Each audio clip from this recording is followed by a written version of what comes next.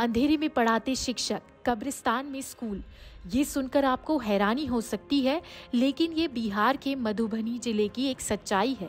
यहाँ के अंद्राठारी प्रखंड के हरना पंचायत में स्थित उच्च माध्यमिक विद्यालय की हालत ऐसी है कि सुनकर आप हैरान रह जाएंगे। जिला मुख्यालय से करीब 60 किलोमीटर दूर इस स्कूल में 475 बच्चे पढ़ते हैं, लेकिन उनकी पढ़ाई का ठिकाना कोई क्लासरूम नहीं, बल्कि कब्रिस्तान और मस्जिद के बरामदे हैं।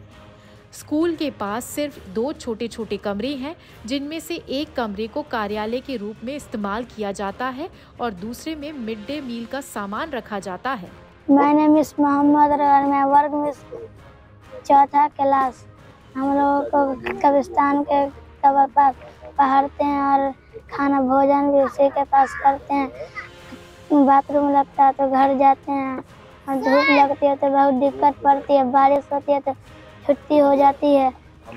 माने मुझे मोहम्मद सलमान, वहाँ पढ़ते हैं चौथा में। नीम गाछ के पास बैठते हैं, कुछ बच्चे सड़क पर बैठते हैं, लेटरिन लगता है तो घर पर जाते हैं। यहाँ पढ़ाई की स्थिति इतनी दयनीय है कि बच्चे कब्रिस्तान में मस्जिद के बचे हुए जमीन पर बैठकर पढ़ाई करते हैं, कभी सड़कों पर तो कभी मस्जिद के बरामदे में। जहाँ जगह मिली वहीं पढ़ाई शुरू हो जाती है। स्कूल के प्रिंसिपल जगन्नाथ पासवान भी इसे लेकर काफी चिंतित हैं। वो बताते हैं कि स्कूल में सुविधा की बहुत कमी है। कई बार अधिकारियों से शिकायत की गई, लेकिन नतीजा कुछ नहीं निकला। मेरा नाम जगन्नाथ पासवान, प्रभारी प्रधानाध्यापक, राजकीय उत्कृष्ट मध्य विद्यालय हरना उर्दू, प्रखंड अंद्राठारी। समस्या यह है, मेरे यहाँ सबसे बड़ी समस्या है, यहाँ रूम 2 ही है। बच्चे की 1 से 8 तक पढ़ाई होती है। नामांकन छात्र छात्रा है 295 है, और यहाँ बैठने का बहुत दिक्कत होता है। 2 रूम है और 4 फीट जो है नीचे हो गया, रोड से नीचे। बरसात में पानी रूम में चला जाता है, गर्मी में दिक्कत होता है। खाना बनाने के लिए जो है बरामदे पर खाना बनाया जाता है, और बच्चे सबको मस्जिद गेट पर और बगल के नीम के पेड़ के नीचे रोड के किनारे बैठाते हैं। काफ़ी कठिनाई होती है। कब्रिस्तान के बगल में रोड है, उस पर बैठा कर खाना खिलाना पड़ता है। कब्रिस्तान में एक नीम का पेड़ है, उसके नीचे भी बैठकर पढ़ाना पड़ता है। 2-3 क्लास को वहाँ बैठाना पड़ता है। गर्मी में जो है काफ़ी परेशानी होती है। अगर अधिक जोरों की बारिश होती है तो बाहर वाले बच्चे को छुट्टी देना पड़ता है।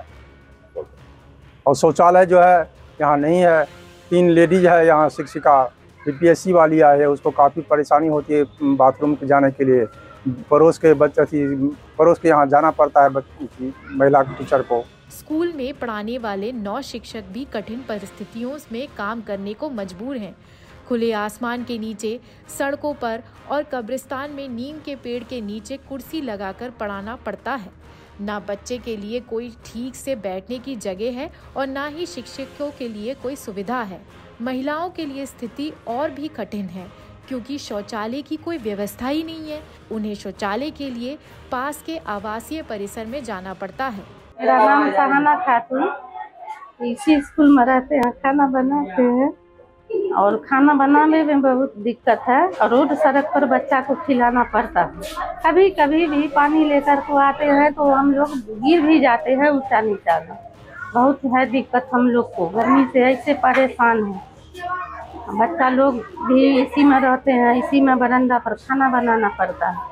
लमसम 300 बच्चा का खाना बनाना पड़ता है। इतना ही सा जगह में बच्चा भी पड़ता है, थोड़ा सा जगह में खाना भी बनाना पड़ता है। इस जगह में गैस भी रहता है, बच्चा भी रहता है, डर भी लगता है खाना बनाने में। जो बच्चा को कहीं गैस में कुछ हुए तो बच्चा भी, हम लोग पर भी डर है, डर को खाना बनाते हैं।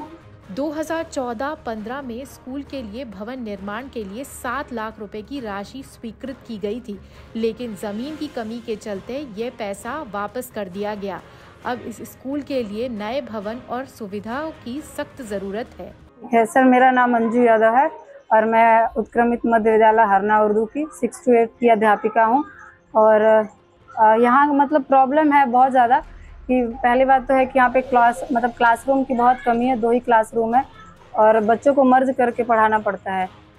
इस क्लास में तो हम 5 और 6 को मर्ज करके पढ़ा रहे हैं। बगल वाला जो क्लासरूम है उसमें 7 और 8 मर्ज होकर पढ़ रहा है। और ये जो क्लासरूम है इसमें बच्चे पढ़ नहीं रहे। ऑफिस भी है यही, गोदाम भी है यही है स्कूल का।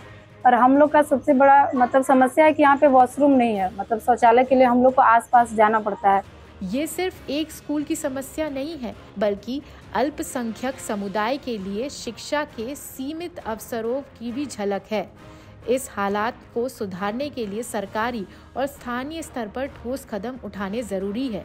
एक नए भवन का निर्माण, बेहतर कक्षाएं और बुनियादी सुविधाओं का सुधार ही इन बच्चों के भविष्य को संवार सकता है।